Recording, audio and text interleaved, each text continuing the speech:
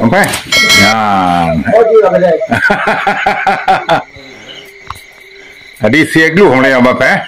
Dia dulu ada uti. Tapi atau ada? Paling ada orang.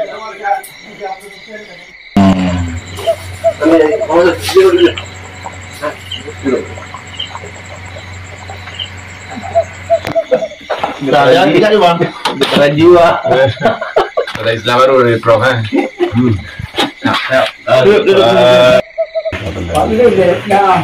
Yo, memang dia baju harapi sama. Amin. Harapi sama. Alhamdulillah.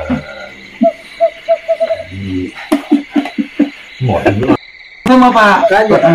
Ya, ada yang lepas saking gimana Mbak Prof gimana masakan. Prof, ini kan dagingnya segar nih ya, yang kita cerita tadi. Ya.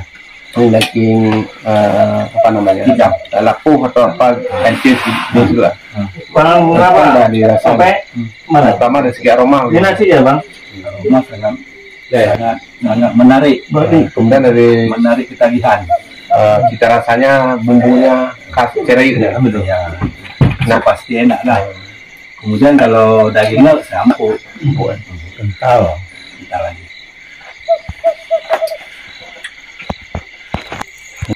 Atar, ini kami tanya sama Pak Emang tekstur dagingnya gimana?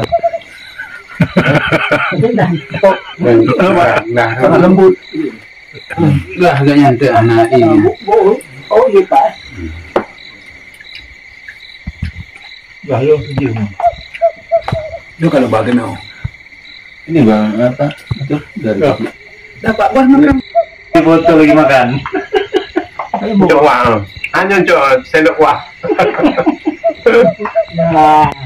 Udah macam makan. Kanan itu lebih berat.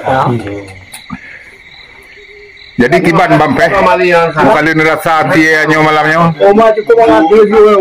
Luah. Cukup mengatur. Pada masak, luar masak. Masakan kuah belakang Bampe.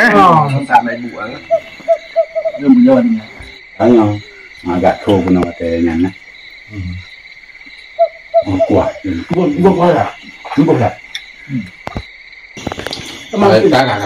Tadi yang kalau selalu nih baju kan si Lumo, Dame.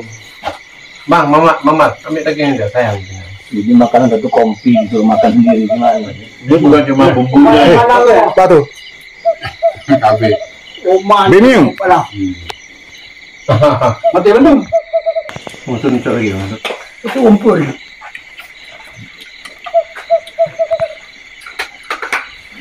Bulan tuh bulan. Hah?